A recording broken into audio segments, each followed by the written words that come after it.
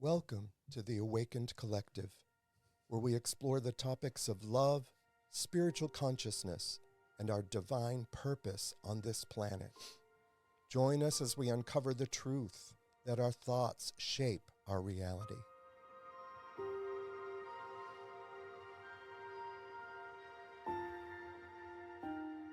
Welcome to the Awakened Collective. I'm Rick Gregory, and I'm really glad to have you here with us this afternoon. And as always, I want to remind you that you have never been separated from your Creator. You are the divine extension of your Creator's love on this planet, and we have never been separated from one another. If you're feeling separated, it's all in the head. It's the thoughts that create our reality. So we're really glad that you're here today, and we have a very special guest with us. I have Andrew Munroe with us today. He is a body, mind, and soul transformation coach with Ascension Leadership Academy, among many other things. But personally, and most importantly, Andrew is my son, whom I love very much. I forgot. You didn't know that? I Well, that was a surprise for our studio guy here, Daniel Anderson. And a big thank you, too, to Daniel Anderson and Audio Alchemy Productions. Yes, Andrew is my son. So I welcome you, Andrew. And before I introduce you and turn this over to you to hear about your story and all that you want to share with us, I do have a story to share. And I know that... Let's hear it. So, several years ago, before I got sober, Andrew and I had a falling out. And I don't even remember all the details. It was kind of foggy because I was drunk. And Andrew was beginning his sobriety journey, or was into his sobriety journey. But what that resulted in was it might have been over a year of not speaking with Andrew. And it was really difficult for me. But in that time, I started my sobriety journey. And in sobriety, we work with a sponsor and we go through the steps. And I was at the point in my step work where I was doing my list of people I had harmed. And that was, there were a lot of folks that I had harmed.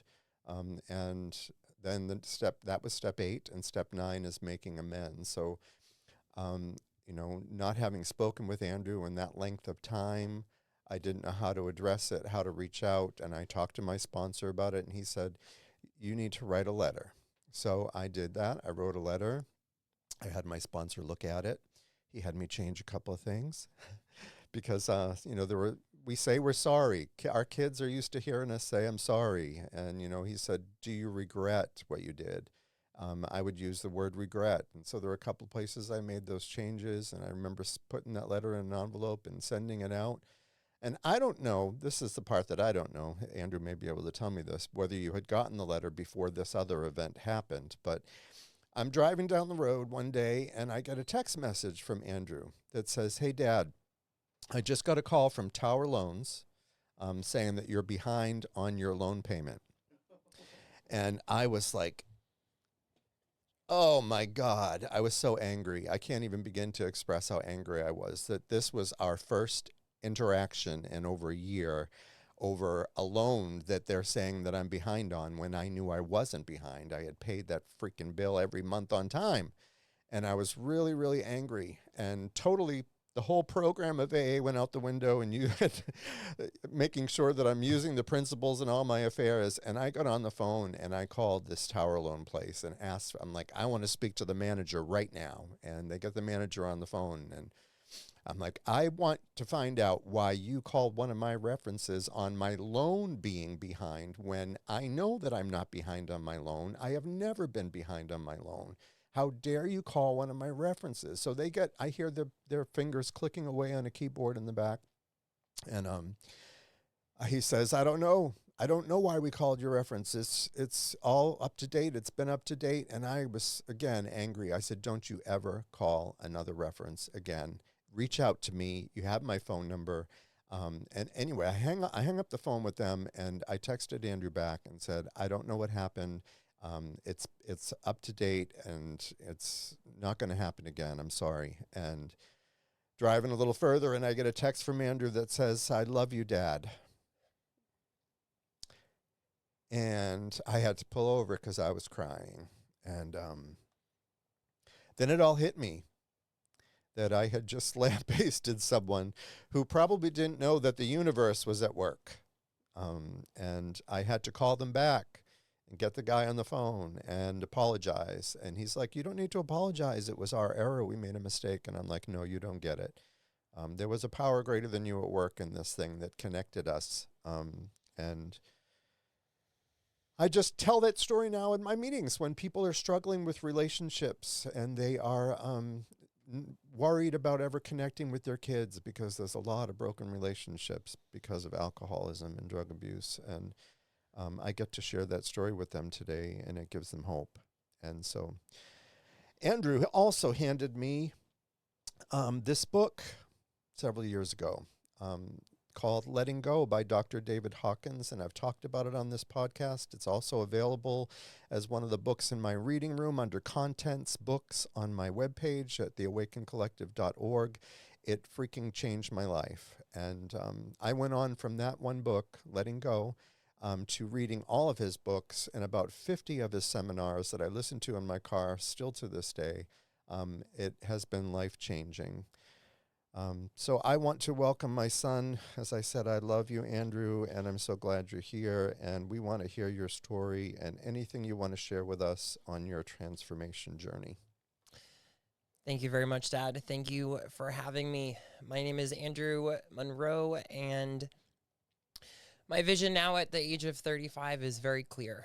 My vision is to impact this world on a very deep level, to show people and provide a level of healing and transformation that they don't know exist. And very small piece of my story, I mean, I also am a recovering heroin addict. I was in and out of recovery for about 12 years. And that was filled with a lot of darkness, as it always is. And there was many times in that 12 years where I shouldn't have survived. There was many times where I was overdosed and luckily came to. There was many times where I crashed cars, and the very last time that set off this length of clean time, which is now over 6.5 years ago, from opiates, was me driving on a highway 70 miles, 75 miles per hour with no seatbelt on. I fell asleep, as what heroin does to people, and crashed into the back end of a car, pushed it off the road. And I remember and reflect back now on a moment in time where my first thought was not, did I injure someone? Did I hurt someone? My first thought was, I can't get arrested. I can't have another charge. I can't get in a cop car. I got to make up excuses, as you do in active addiction. And I didn't even care in that moment whether or not I hurt someone. I could have killed someone. I mean, I pushed a car clear off the road, and that was the last time one of the very few last times that I used. And coming out of that, I went through treatment for, it was probably my 5th or 6th time in a long-term care facility. And that's what jump-started my recovery this time. And the story that my father just shared was, I remember the moment of sending him the email. I had just started yoga teacher training, and it was my first very deep dive into transformation about 6 years ago. And I was just at a space where I didn't know what was what. I didn't know how I was feeling. I didn't know how to do, I didn't know how to do anything. I didn't know how to, my emotions were sporadic. And as a lot of families have, there was some trauma in my family. There was some things that left unhealed. And the only way that I knew in that moment to heal was to give myself some space. So that is where, that message came from in that story. And it was over a year. I don't remember your letter.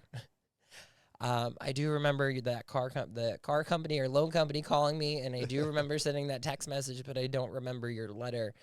I won't tell my sponsor that. It could be somewhere in boxes of things. That's fine. But my yoga teacher training was really the spark of what set me off into transformation, and it has grown ever since to where I am now, again at the age of 35 years old, with a very clear vision of working with people one-on-one and with groups. I've been in an emotional intelligence container in Austin, Texas called ALA, Ascension Leadership Academy, which has catapulted me into the front line of helping people in transformation and facilitating healing on deeper levels than they saw available before. And these are people from all walks of life. I'm currently staffing now, and I'm working with 8 beautiful students. And I have learned, I mean, just in recent weeks, that this is my calling and this is the direction that I'm going in. And I will continue training with ALA, and I will step into a program called Impact and Influence in a few months that will set my track to facilitate trainings within this community, and also one day speak on stages. That is something that I have shut down for many, many, many years, because the question was always like, I can't do it. I'm not worthy. I'm not good enough. I'm going to fail. People are going to judge me. People are going to make fun of me. What do I have to say? People aren't going to listen to me. My words are not going to make an impact. You know what I mean? I'm not going to be able to move people the way that I want to move them. And in the past year, I have facilitated trainings as staff in ALA, and I've seen results, right? How do we look at results? Leadership, you look at results. What are you creating in your life, and what are you sourcing? And I've been able to have students that I have very close connections with now. They're actually part of the staffing team now, of individuals, their lives are changed, and I had a pivotal part of that. And that, it was just reassurance for me. It's like, Andrew, like, you can do this. You've got this. And that's really where I'm at right now in my journey of stepping into that in a few months and seeing where it takes me.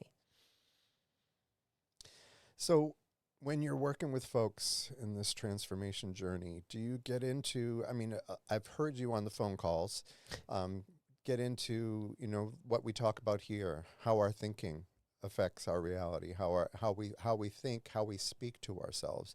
You know, you've corrected me in the past when I've said things come out of my, don't say that to you know, that, you know, like I suck at this, or I'm whatever it might be. That, how do you get people to, what is the process of having them do that self-examination, that work of looking at themselves? Like what kinds of tools do you give them to help facilitate that? So the before we work really one-on-one with students, they go through a process called level 1, level 2, transformation and breakthrough, where groundwork is really laid out. Now I can't specifically discuss the exercises that we do, but it's a triggering environment. You are purposefully triggered to see how you respond, because it's all about emotional intelligence. It's all about how we respond to events, and looking at the lens that we currently see things through, because however old you are, everything that we have in our brains has been learned. We've been conditioned to believe a certain way up until this very point. And sometimes people will never adjust and never look at their ways of thinking. They're just gun-ho stuck on it. And the people that are like, there's more, this isn't effective for me, this isn't getting me from point A to point C, those are the people, right? People are up to big things that find themselves in ALA. So level 1 and level 2 really lays the groundwork, and then level 3 is spread over 3 months, where as seniors is what we're called, we work one-on-one with students, and it's all about that. It is all about emotional intelligence and shifting the perception, the lens of which we view not only ourselves, but other people. Because, I mean, everything is perception. Everything is perception. You could look at a cell phone on a table, and one person could think, oh, I'm going to steal that. Or another person could be like, oh, someone lost their cell phone. Or like someone could think, oh, that's a nice cell phone. I think I'm going to buy one. Like, there's just an item on a table could have 200 different perceptions on why that item is on that table. And people just don't want to look at that. And I didn't want to look at that. You know what I mean? I fought this for 12 years in addiction, not wanting to grow, not wanting to grow up. And for the longest time, it was just like, I wanted to stay the same because that's what was comfortable. And also very uncomfortable at the same time, but I just didn't know what was on the other side. And there was a lot of fear there. So to answer your question, it's directly correlated to how we speak to ourselves, because we have, I mean, I don't know what the statistics are, but we have millions and millions and millions of thoughts every single day. And like, they've done studies where like it is a very high percentage are negative thoughts. Over so 90, I believe. Yeah, over 90% of just negative thoughts going on and on and on and on and on. For me, like, the number one is that I'm not worthy, I'm not good enough, I'm going to fail, fear of failure, fear of success, fear of everything outside of my control. I want to control everything in the past, right? These are all things that I've had the opportunity, that I've been blessed to work deeply on in the past year. And let me tell you, I have done every fucking thing under the sun as far as self-growth and development. I've read the books, right? Like you said, David Hawkins changed my life as well. I've had business coaches. I've done all of the plant ceremonies. I've done NA, AA. I've done therapy for years, and I've never seen I've never seen results yielded from an experience like this. There is nothing in this world that you could compare this to. And now there's emotional intelligence containers all over the United States. ALA is just something that is in Austin, Texas. So it is the container of an emotional intelligence that has existed for decades. And it's a bright flashlight shine on your life in the nooks of crannies that are blind spots. Sometimes we don't even see how we're showing up. So it is very real-time feedback all the time. And if you step into the leadership part of it, which is spread over 3 months, it's I have 8 students that they have access to me 24/7. So if they call for coaching, I'm their flashlight. I am offering them new perspectives, perceptions, a new lens to look through, like effective behavior versus non-effective behavior. I don't like negative and positive because it's what's to say something's positive and negative, right? It's effective and non-effective. If a mindset of I'm not worthy is not serving you, it's not effective. It's not going to get me from point A to point B. And if I hadn't spent the year in Austin this past year working on my own worthiness and my own power and my own self-love, I wouldn't be on this podcast right now with like free falling it. We don't know what we're going to talk about. It's just like 1, 2, 3, let's go and let's figure it out. But I do know, and it's taken me a long time to be very clear on where I'm headed. I have shiny object syndrome. I love to start new projects. I'm passionate about a lot of things, and I've realized that I've started a lot of things and I've poured energy into a lot of things for very short periods of time because they just weren't in alignment with where I was headed. And like, lo and behold, here I am, like finally on this path of like, this is what I'm going to do. And like, no one's going to stop me. And it's not a high, it's not a low. It's just neutrality. I just feel at ease that it's like, okay, so this is my alignment. This is flow. This is where I'm headed. This is where I'm going to go. And that, what you just said rings a bell because I have done that. And I see that pattern where I have put blood, sweat, and tears into things that I was sure this was the right direction to go in, and only like months later just to see them fizzle out. But that's what we do to find that alignment. You know what I mean? You don't know unless you're checking and adjusting. And it's okay to do that. Yeah, and we live in a society that says that that's wrong and that looks at me, or if there's judgment of like, he doesn't know what the F he's doing, he's unclear, he doesn't know where he's going, and we defer people from doing that. And it's like, that's what life is about, is figuring out why. Right. Like at the end of the day, the only question is like, what's the purpose? Right. What's the reason? Why are you doing what you're doing? So yeah, in the past year, being in this container of feedback and that flashlight, right? Emotion, it's emotional intelligence. It is nervous system regulation 101. So I tried all of the things, and I'm very passionate about life. So everything that I put my hands on, I'm very passionate about. And there's been a few things in the past year that I'd probably have spent hours and hours being like, this is it. This is the thing. Told everyone about it. This is what's going to happen. And then like 2 weeks later, I'm like, this doesn't feel right. Yeah. So like, for me, I'm even just now in this moment reflecting back on like just being in the stand of curiosity, right? People just aren't in curiosity or possibility anymore these days. People are just, there's no possibility. Nope, can't happen. So, I mean, I in this moment acknowledge myself for staying in curiosity and possibility for this past year, even when people are looking at me like I got 8 heads because I'm starting new businesses and new ventures and then stopping them. I mean, all perfectly has led to this exact moment in time. That's right. And feeling deep embodiment of where I'm headed. And people always need to know that, at least from the way I see it, is there's no such thing as failure. I mean, failure is just a learning experience if you allow it to be. What you can learn from it, and you move on.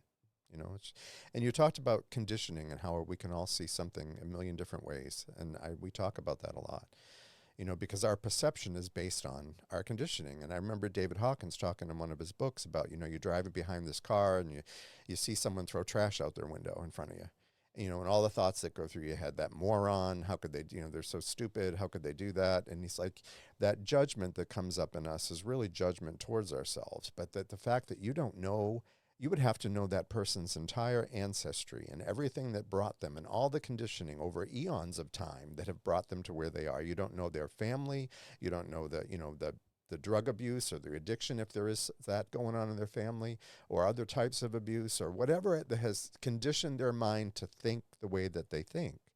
Because people behave in the way that they think about themselves. Mm-hmm. It comes out in their action. I'm sure that you've seen that. 100%. So let's see, what else can we talk about since we're winging it?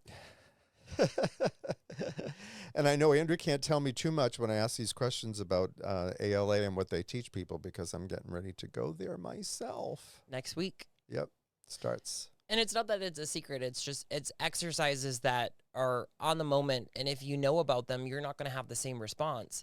So if I were to explain an exercise that you do inside this room, you already have judgment about it. You already know what you're going into, and how we're able to coach and how we're able to effectively have communication with students is seeing how you respond in the moment to the exercise, not without any information prior to it. So it's feedback, one-to-one, right? Real-time feedback, shine that light. So like, here's this exercise. And again, they can be a little triggering. It's meant to make people uncomfortable so that you can see your blind spots, so that you can see how you show up, because it's how you show up in this container of emotional intelligence is directly correlated to how you show up in life.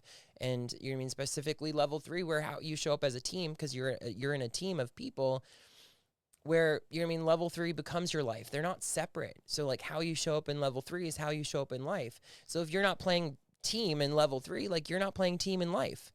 And it's just a super cool reflection and learning experience just to see. And again, like I said, I've tried many things. I've done all of the things and so many books and podcasts, and it's like, there has nothing been so jaw-dropping, like I ran into a brick wall, like, whoa, in my life. And this has truly been the deepest level of healing. The amount of content that I have in my body this right now in this moment is unparalleled. The fact that sure, a little nervous to get on this podcast. We had no idea what we were going to talk about. We were just winging it. But like, at the end of the day, like, I love myself today. I know that I'm worthy. I know that, you know what I mean, I stand in my power. I know, you know what I mean, like, an A with shortcomings, aware of like where I still have non-effective communication happening in my brain. I know that sometimes, and probably for the rest of my life, when I go to start a new thing or a new task or continue to up level, because this journey of transformation is realizing that there's no end point, right? The end point is when we die, is that there's going to continuously be opportunity for grow and opportunity to be uncomfortable, and where that conversation in my head is absolutely going to come back in that says, Andrew, you're not worthy. And like, because of this work and because of consistent and disciplined action, I don't have to react to it, and I can respond from a place of neutrality and love and ease and flow, and not dis-ease and discontent and reaction, where of the past I would have reacted. And you run away, right? Fight or flight or freeze, all of those fear responses that we have. We all have a response to fear. Yeah. And today, because of this work, it doesn't stop me. I'm able to see it, to acknowledge it, to love it, and continue moving through it. Right. And the reason, I mean, so many people just, we hit walls or hit barriers and we just say, that's it, we give up. And if talking about David Hawkins, David Hawkins with frequency, and I love David Hawkins because he's the perfect balance between science and woo-woo, right? So he's the perfect balance between, spirituality and like hard facts. So like his knowledge on levels of consciousness is all stuff that has been measured. It's not just, I've created this scale from 0 to 1,000, which is enlightenment, like go me, believe this. It's not just like believe it. It's been tested. It's been muscle tested. So if we look at healing and we look at, and then all of the thoughts that coming to my head is like all of the songs about like love, like Beatles, all you need is love. And it's like, people are like, that's naive, or love conquers all. And it's like, you're missing the point. It's not love and the act of love. It's the energy of love, which is a frequency that can be calibrated at 540 and has been tested to, be able to heal. So it's like you're a person that's vibrating at a higher frequency, 540, your impact is larger. Yep. Your frequency of energy around you. I mean, you look at greats, like you look at Buddha, you look at Jesus Christ, whoever your God or your universe or your source is, Mother Teresa, Martin Luther King. These are all individuals that have just had a heightened sense of energy and a higher frequency that they have been able to create the impacts that they have. So if people just got like the point of like, it is just, you just get to elevate yourself and your frequency. And the only way to do that is to, remove non-effective emotions and not store them, like guilt, shame, fear, anger. We hold on to, and love is not available in that space. So when people actually decide to do the very uncomfortable work of digging deep and looking at trauma and not just, brushing it over, and that's removed from the body, can love be present? Can peace, can neutrality, can, every higher frequency all the way up into enlightenment. Mm-hmm. And that scale that you talk about, and that's actually the map of the level of consciousness of David Hawkins, and he talks about it in a lot of his books, but that scale from 0 to 1,000 being your avatars like Krishna and Christ, who were at 1,000 on this earth, and 0, the lowest, being shame, and working your, how you can work from your way up from shame and guilt and anger and then apathy and all the way up to that place of love. I mean, not too many people get up to the places of avatars, but it's profound to me because, when you look at what shame does and how shame kept me in this dark place, and yet I was living in an environment of shame, which is what religion can tend to do. Keep people in a place of shame that you're not worthy, and if it weren't for God, you would be mush. Mm-hmm. And yet, the way I see it today, which is profound for me, is that I am a creation of God. Just like you can no more remove my DNA from you, I am God. I'm not. The only difference between me and God is that God created me. I didn't create God. But God is carried in me and in us, and it's recognizing that. I mean, that helped my thinking change, do a 180. And then he would mention other authors in his books, and I would go and get their books and read them. And the craziest thing is, you read these books and they were written in 1920 something or 1935. I mean, this stuff has been out there for a while. I mean, containers of emotional intelligence have been around for decades. It's not something to it. And what people fail to realize, like back to like how we talk to ourselves and speak to others, like, and you like the trash, throwing out the trash out the window, and like how we're so quick to judge people. People don't even realize that when you tap into judgment, you are tapping into guilt and shame, right? And that is a frequency that is automatically going to bring you down. And every single time you say shoulda, coulda, woulda, I should have done this, I could have done that, I would have done this, you're tapping into guilt and shame. It's basically saying that the decision that you made was not good enough. So people are just, you get to be hyper-focused on the way that you speak, the way that you think. That's the only way to get to the other side. It's not, there's no quick fix. There's no pill. There's no shot. In a world consumed with quick fixes, can I just take this pill and make it all better? No, you got to do the work, and you got to do it every single day, and you got to get really uncomfortable. I mean, I've gotten really uncomfortable in the past year, and I've faced things. I've shattered my ego time and time and time and time again. And like, it's been it's not a comfortable journey. Change is not comfortable. Transformation is not comfortable. But if you're looking for transformation, you can't have comfort. They don't exist in the same realm. They can't exist, because if you have comfort, you don't have transformation and you don't have growth. So it's such small things, that the way that we speak or the way that we think or how we're so quick to react into judgment that keep us trapped in guilt and shame and fear and anger. I mean, if I was keeping myself in guilt and shame, like my vision of where I'm going right now would never happen. And in stepping into and embodying where I'm going, I mean, again, recently in the past couple weeks, and setting this as my goal of taking this course, Impact and Influence, and stepping on stages and facilitating trainings. I mean, I've had judgment flying at me, and I've had the awareness of, if I were to stay in my perception in the lens of who I was as an active heroin addict who would lie, cheat, and steal from any single person that I come in contact with, if you left your purse close enough to me, I could guarantee you that I'm going to try to find something in it, right? If I judged myself through that lens, through that perception, through that mindset, I wouldn't go anywhere. I would remain still. I would remain frozen. I would remain sick. I would never fulfill the vision. I would never create the impact that I know that I'm destined to create. So it's not even about me. It's not even, that's the best part. It's like getting to the point where like you realize that it's not even about me. Like you said, like I know that I am universe, I am source, I am God, I'm a piece.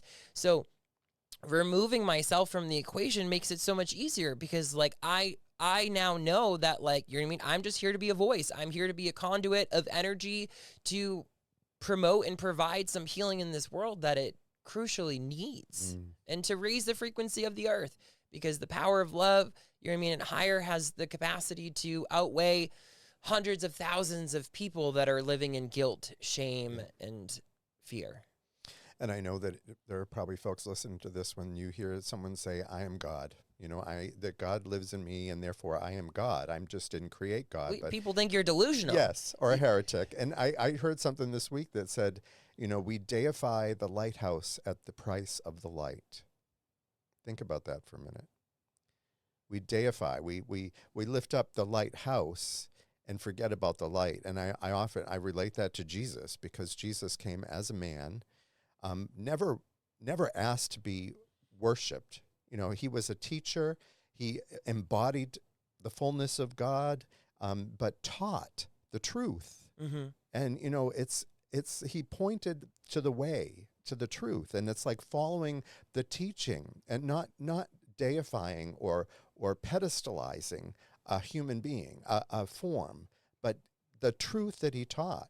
And, you know, and that reminds me of a verse that says it was for freedom that we were set free. And I used to think, well, duh. I mean, but how many people, the prison doors open, but we stay in the prison? Mm-hmm. Because like you said, that's what we're comfortable with. That's what we know. And it takes action. And I also thought about when you were sharing about in AA where we talk about we act ourselves into right thinking. You know, that's kind of what you were saying. Yeah. And I mean, just like Jesus Christ, the same story with Buddha. Mm-hmm. Buddha didn't want to be Buddha. Buddha didn't want to be this deity. He just, you know what I mean, the stories is just to share the teachings. Like you tap into the universal source of knowledge that we all have access to tap into. And he was just fully tapped in. And he's like, ooh, I'm going to share this stuff. And because it was so above his audience, we're going to make him a god. We're going to make him a deity. He's amazing. He's great. And we do that with speakers of our time. We do that with we put people on pedestals, but if you really break it down, everyone's just a human. We're all just having we're all spiritual beings having a human experience, and we put people on pedestals, and then we compare, and then there we go back into guilt and shame, and we remain stuck, and we never change anything about our lives, and then we play victim and we blame everybody else. And then you can't have you mean victim and responsibility can't exist in the same sentence either. And people think that they can, and that is a common misconception. You can't be in 100% personal responsibility and also be victim. It can't happen. That is true. So people want to blame their past, their conditioning for the way that they are. Okay, yeah. You don't have to put blame on it. You can say, I have been conditioned to believe such and such. Moving forward, I'm going to be in committed action to change that conditioning. If you're like, I'm just an asshole because that's the way that I was raised, so be it, right? Like that's not contributing to healing. Mm-hmm. That is. I mean, the greatest example, speaking of Jesus, that he gave was that he transcended every human limitation. Yeah, which is levels of consciousness. Yes. David Hawkins, transcending levels of consciousness, raising your frequency, raising your vibration. And like, I have no desire to get to enlightenment. I mean, you get into David Hawkins' books and you get into other books about enlightenment. Like you get to a point where like you can't exist around humans because you're just how your mind works. Like you make no sense to people. Like people can't even comprehend your energy and your being. So that's not necessarily what I want, but you know what I mean, to hang out in love and neutrality, and that, you know what I mean, that's where I choose to be today. And because I choose that energy every single day and every single action I've put in the work, you know what I mean, I have found self-love in myself. I have found worthiness in myself. I have found everything within myself that I've been searching outside of myself for years and years and years and years and years. And I thought for 12 years that I found it in heroin. Yeah. And what we put out comes back to us, you know? So, I mean, when we put out that love and we put out that kindness, it all comes back to us. And going back to the heroin, you know, Dr. Hawkins talks about that. He says, you know, it's almost like we do have a spiritual hole in us, and we're looking to feel different. And we find these things on the outside, these external things like alcohol and drugs, and we feel like, wow, this is utopia. This is satisfying that longing that's in there. And then we get hooked on it, only to realize that wasn't it. But then because we've looked out, you know, we look out there for the solution. We go out there and we try to find the solution. And so we think that alcohol and drugs that are external to us are going to solve our problem. Well, it's a false transcendence. It's a, you know what I mean, we take drugs and alcohol and we feel, right, when you're an addict or an alcoholic, we feel like we're elevated. It's a false sense of like we're doing good. So like for me, like heroin, like there were times where I was like, oh, like, right, this is the answer. This is what I'm supposed to do the rest of my life, because it was this false sense of like elevation, right? Because it is. I mean, people, you know what I mean, whether it's plant medicine, ayahuasca, mushrooms, right? People take that because it, you know what I mean, it taps them into a higher level of consciousness, but that doesn't last. And if you don't have the foundation to withstand on, like you're, I mean, it's just another crutch. It's just another tool. It's just another being looking for a quick fix. And Hawkins says it doesn't actually take you to that level of consciousness. All it's doing is suppressing the lower levels of consciousness.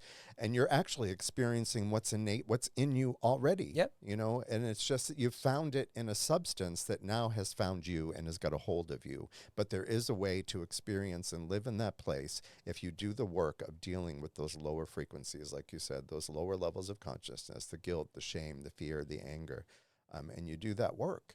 And when you've done that work, then you can exist in those higher levels of consciousness. And it's peaceful. The level of ease. I mean, I would pay $1 million for this training that I did a year ago. For, again, the level of contentment that I feel in my body and the level of ease that I can just float around this world. Like, I don't live in fear. I don't walk into a space and I no longer think like, oh, these people are looking at me, they're judging me. Like, that doesn't happen anymore in my head, in my space. So like that energy, like what I can do with that free energy that's there, it's like I get to create, I get to be in vision. And if I was in judgment, I wouldn't be following this path. And I know that this isn't going to be an easy path.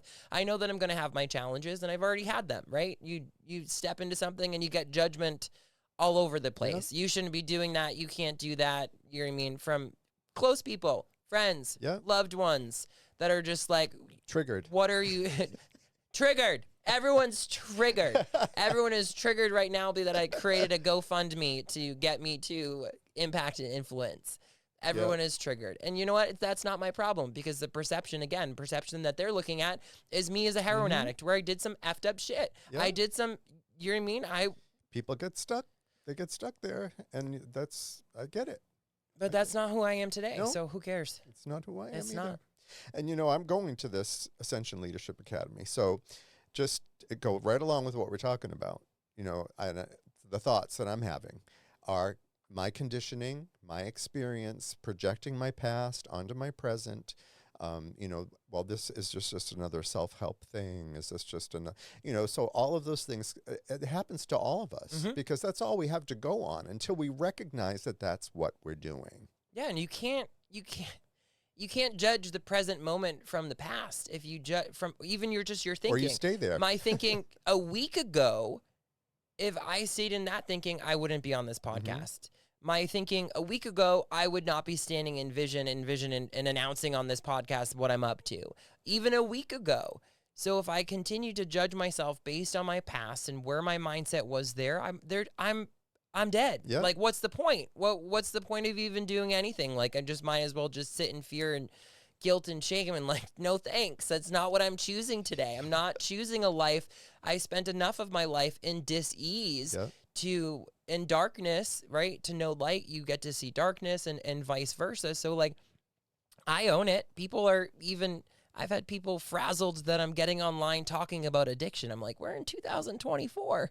Everyone's addicted to something. Yep. And there's so much talk about it. So like the fact that people get triggered by the fact that I'm talking about addiction, like, is mind baffling to me. It's like, it's everywhere. So it's like, do you want me to not talk about addiction? Right. I'm here to also be the voice of people that have been gone too soon. I mean, I remember a time in my addictive 12 years that like there was a wake every month for people that I knew. So it's like, do you want me to not talk about it so that I can't impact lives, like just let people suffer?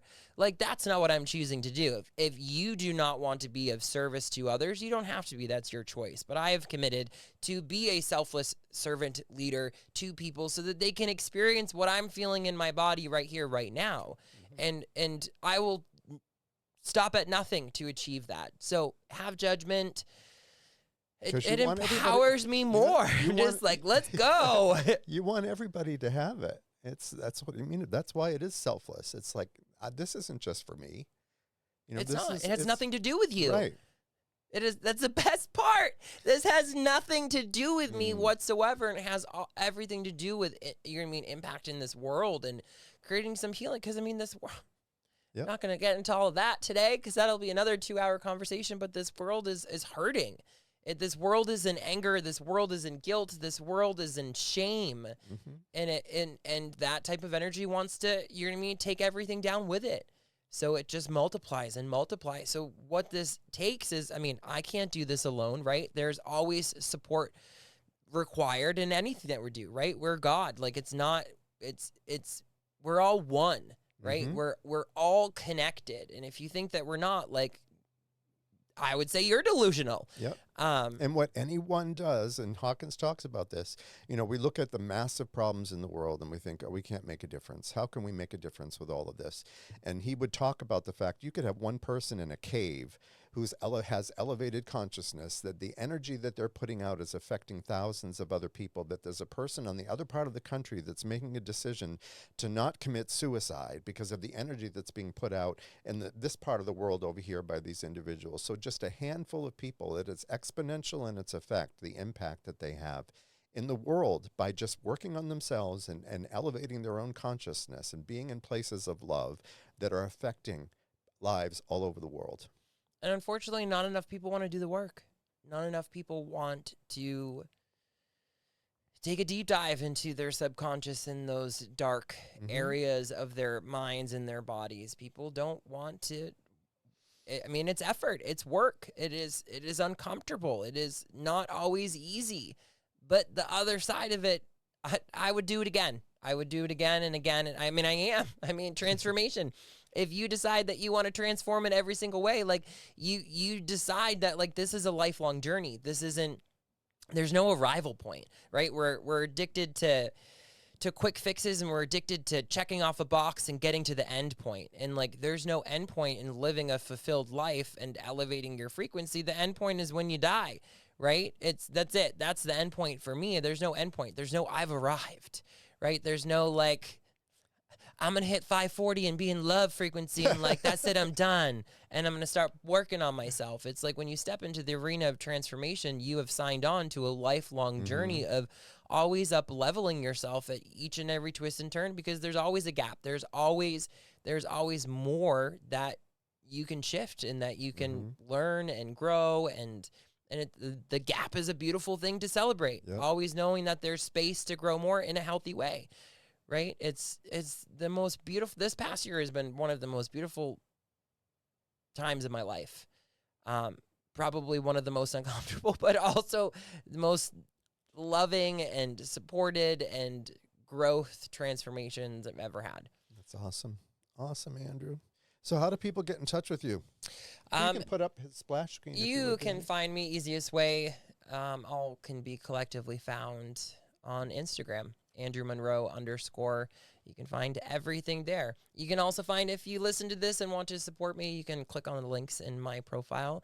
Like I said, I started that GoFundMe account to trigger the world into me stepping on stages. And part of that is, again, doing this program called Impact and Influence. And asking for the other cool part is, again, it's not even about me. The asking for support in this way and creating this GoFundMe, which, mind you, was not an easy task. It was very uncomfortable. I'm like, I judged people in the past who created GoFundMes. I did. I will own it. I will be honest.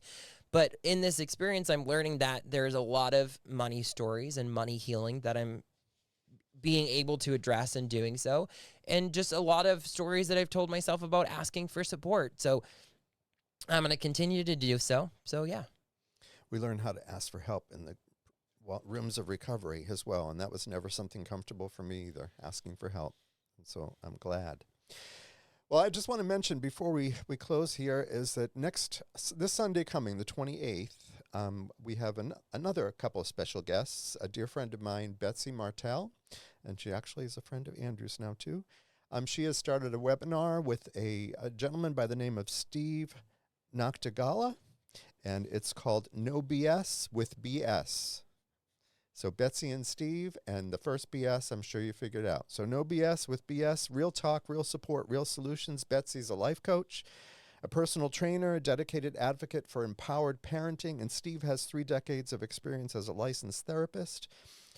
They are passionate and funny as heck, and you don't want to miss it. They are helping stay-at-home parents deal with the questions and struggles that are inherent in that role, providing experience, support, and hope. So come check that out on Sunday the 28th, and that will be at 9:30 in the morning.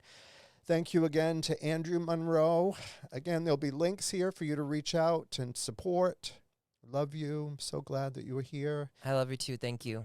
And if you want to reach out to me, you can reach us at our website at theawakencollective.org. All of our links are out there, everything you could ever want to know about us, including ways to reach out via email. Don't forget, we are one, we are connected. You have never been separated from your Creator. Thanks for being with us here, and until next time, my friends, love and kindness, always.